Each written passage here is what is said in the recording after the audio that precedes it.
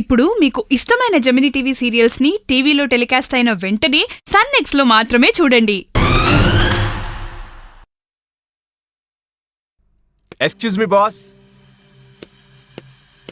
Boss ఏంటి అశోక్, చాలా హ్యాపీగా ఉన్నట్టును? అవును బాస్, ఎందుకంటే చెప్పబోయే విషయం అలాంటిది. ఏంటి, నందు ఎయిర్పోర్ట్కి బయలుదేరాడా? ఎలా బాస్? అశోక్, నువ్వు నా ప్లాన్ ఫాలో అయ్యేవాడివి, కానీ నేను ప్లాన్ని క్రియేట్ చేసిన వాడిని. నందు ఎప్పుడు ఎయిర్పోర్ట్కి వెళ్తాడు, ఏ ఫ్లైట్ ఎక్కుతాడు, ఎప్పుడు రీచ్ అవుతాడు అన్నీ నాకు తెలుసు. ఎందుకంటే ఫిక్స్ చేసింది నేను. అయ్యో బాస్, మీరు సూపర్ బాస్. మీకు నేను ఈ విషయం చెప్పి మీ కళ్ళలో హ్యాపీనెస్ చూడాలనుకుంటే మీరు నన్నే సర్ప్రైజ్ చేస్తారు కదా బాస్. ఈ రిషితో ఉంటే చాలా సర్ప్రైజెస్ కి కొదవ ఉండదు. అది మాత్రం కరెక్ట్ బాస్. బాస్, నందుయే కాల్ చేస్తున్నాడు. Hello sir. చెప్పు నందు. సార్, ఒక చిన్న ప్రాబ్లమా? అవును సార్. ఇప్పుడు ప్రాబ్లం ఏంటయ్యా ఫ్లైట్ ఎక్కే టైంలో? నేను ఇప్పుడు ఫ్లైట్ ఎక్కలేను సార్. దేనికి దేనికి? నా పాస్పోర్ట్ కాలిపోయింది సార్. ఏంటి, పాస్పోర్ట్ కాలిపోయిందా? ఏదో పీచు మిఠాయి కరిగిపోయింది అన్నట్టుగా చెప్తున్నావు. ఏంటయ్యా, ఏమైంది? అవును సార్, ఎలా అనేది తెలియట్లేదు. సడన్ గా బ్యాగ్ ఫైర్ అయిపోయి పాస్పోర్ట్ సగం కాలిపోయింది సార్. సగం కాలిపోయిందా? సారీ సార్, బాస్కి అర్థమయ్యేలా ఏదో విధంగా ఈ విషయం చెప్పండి సార్. నువ్వే బాస్కి చెప్పు. నేను వచ్చి మాట్లాడతాను సార్. లేదు, నువ్వే చెప్పు. ఉంటాను సార్. నందు,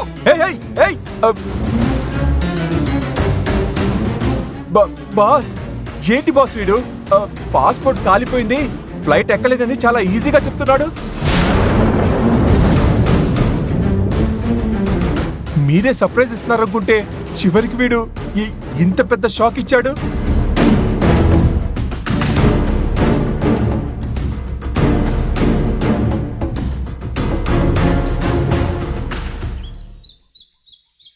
అలా చేద్దాం, అప్పుడైతే అది అక్కడ ఉంటుంది, ఇక్కడ ఉంటుంది. ఇప్పుడు మళ్ళీ ఎందుకు వచ్చింది? ఎప్పుడొచ్చావక్క? నందుగారు బాగున్నారా? వాళ్ళ అమ్మ నాన్న వాళ్ళు కూడా బాగున్నారా? అందరూ బాగున్నారు. మమ్మీ డాడీ మావయ్య ఎవరొచ్చారో చూడండి. కావ్య అని ఎలా ఉన్నారే మీరు? మేం బానే ఉన్నాంలే. అవును, ఇప్పుడు ఎందుకు వచ్చావు? మావయ్యతో గొడవ పడ్డానికే కదా. నేనొచ్చింది డాడీకి సారీ చెప్పడానికి. సారీయా?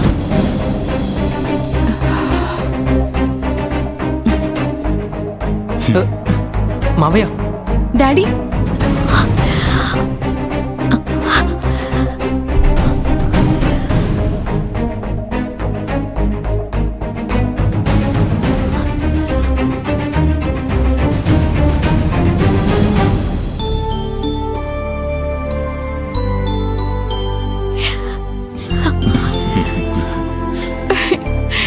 చూసారా బావగారు, ఇప్పుడు మీ కూతురు తిరిగి వచ్చేసింది.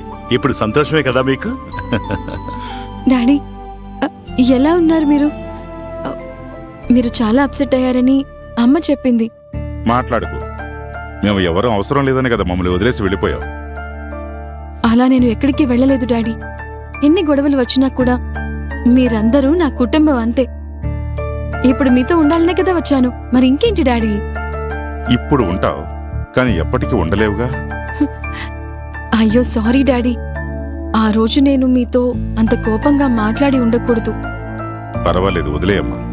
నువ్వు నా కూతురివి కదా, నేను కూడా నిన్ను బాధ పెట్టాను, అందుకే నేను సారీ చెప్తున్నా. బావగారు, తను తిరిగి వచ్చేసింది కదా బావగారు, మరి ఇంకేంటి? గ్యాప్ ఇవ్వకుండా తండ్రి కూతుళ్ళిద్దరూ సారీ చెప్పుకుంటున్నారు. అవును డాడీ, అక్క తిరిగి వచ్చేసరికి మన ఇల్లు చాలా అందంగా ఉన్నట్టు అనిపిస్తుంది. ఏమే, అప్పుడైతే మనం ఉన్నప్పుడు ఇల్లలా ఉన్నట్టు. ఓవర్ బిల్డప్ ఇస్తున్నాడు. అనామిక, నువ్వు ముందు వెళ్ళి మీ అమ్మను చూడమ్మా. తను ఎప్పుడు చూసినా నీ గురించే ఆలోచిస్తూ ఉంటుందమ్మా. సరే డాడీ. హే అక్క. ప్రభాకర్, బావగారు, అనామిక వచ్చింది కదా, ఇక నుంచి అన్ని తనకు నచ్చిన వంటలే చేయాలి. తనకు నచ్చిన ఐటమ్స్ మాత్రమే చేయమని చెప్పు. అలాగే. ఒకవేళ తనకి నా మీద ప్రేమ తగ్గిపోయి ఉండొచ్చు, కానీ నాకు తన మీద ఉన్న ప్రేమ ఎప్పటికీ అలాగే ఉంటుంది. ఏంటి బావగారు ఇప్పుడు మీకు మనశ్శాంతిగా ఉంది కదా? తను ఇలాగే మనతోనే ఉండిపోతే ఎప్పటికీ మనశ్శాంతిగా ఉంటాను. కానీ అది జరుగుతుందో లేదో తెలియదు. మీరు అసలు వర్రీ అవ్వకండి బావగారు. అనామిక ఎప్పటికీ మనతోనే ఉంటుంది. నేను వెళ్ళి లంచ్ చేయమని చెప్తాను. అలాగే వెళ్ళు. ఇలా రా అక్క. ఏంట్రా ఏం చేస్తున్నావు నువ్వు? ఇదంతా నువ్వు తెలిసే చేస్తున్నావా? ఏంట్రా నేనేం చేశాను? ఏం చేసావా? ఆ రోజేమో నందుని యాక్సెప్ట్ చేస్తేనే నేను ఇంటికి వస్తాను అని చెప్పావు. కరెక్టేరా. అలా అని డాడీ బాధపడుతున్నారని తెలిసాక నేను నార్మల్గా ఉంటానని ఎలా అనుకుంటున్నావురా? అది మాత్రమే కాదు, నందు వర్క్ విషయంగా సింగపూర్ వెళ్లారు. సింగపూర్ కా? అదెప్పుడు? ఇందాకే. అతను తిరిగి రావడానికి 6 నెలలు అవుతుంది. కానీ ఈ 6 నెలల్లోపు డాడీని ఎలాగైనా కన్విన్స్ చేయొచ్చు అని అనిపించింది. అందుకే తిరిగి వచ్చేసాను. ఇప్పుడు కూడా నేను తీసుకున్న నిర్ణయానికే కట్టుబడి ఉంటానురా. నేను బ్రతికేది నందు కోసమే. అందులో మాత్రం ఎలాంటి మార్పు లేదు. ఇది మాత్రం డాడీ అర్థం చేసుకుంటే చాలు. నువ్వేం వరీ అవ్వకక్క. మావయ్య ఖచ్చితంగా మీ ప్రేమని నిన్ను అర్థం చేసుకుంటారు. సరేరా, నేను వెళ్ళి అమ్మని కలిసి వస్తాను. సరే అక్క.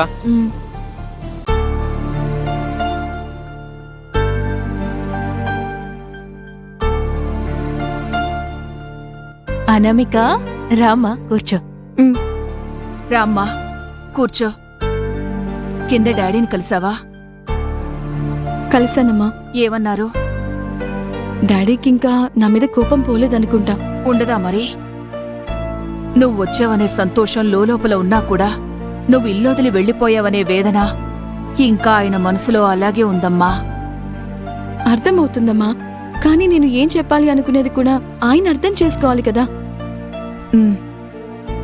అందుకే నీతో ఒక ముఖ్యమైన విషయం గురించి మాట్లాడాలి అనిపించింది. చెప్పు. అనామిక, నువ్వు వదిన మాట్లాడుతుండండి, నేను వస్తాను. మంగా, ఎక్కడికి వెళ్తున్నావు నువ్వు? ఏం లేదు, అనామిక ఏదో మీతో పర్సనల్గా మాట్లాడాలనుకుంటుంది. నేనెందుకు వదిన మధ్యలో?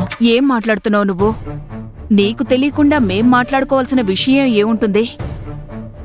తనకి నువ్వు ఒక అమ్మలాంటి దానివే. పర్లేదు వదిన, మీరు మాట్లాడుకుంటూ ఉండండి. వంటగదిలో చాలా పనుంది, నేను వెళ్ళి అది చూస్తాను. సరే వెళ్ళు. చెప్పమ్మా, ఏంటి విషయం? అమ్మా, నేను తప్పు చేశానని నీకు అనిపిస్తోందమ్మా? తప్పా కాదా అనేది నాకు తెలీదు. కాని ఏ తండ్రి పంచనంత ప్రేమని మీ డాడీ నీకు పంచారో ఆ ప్రేమని నువ్వొక్కసారిగా కాదనుకుని వెళ్ళిపోవడం సరైనది కాదని నాకనిపిస్తోంది.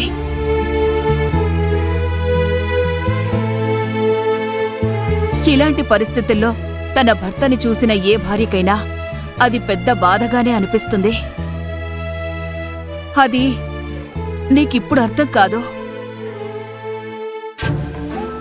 లేదమ్మా, నాకు కూడా అది ఇప్పుడే అర్థమవుతోంది. ఎందుకంటే ఇప్పుడు నందు కూడా నా జీవితంలో అదే స్థానంలో ఉన్నారు. ఏంటి నువ్వు చెప్పేది?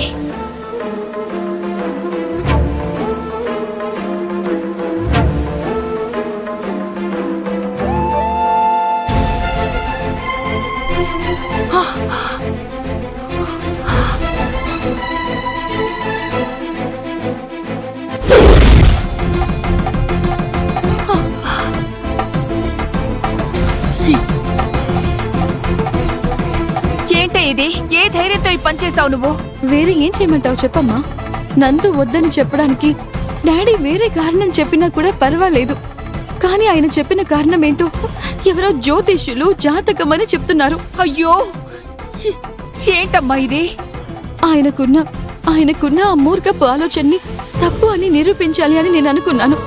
అందుకేనమ్మా నేను నందుని పెళ్లి చేసుకున్నాను.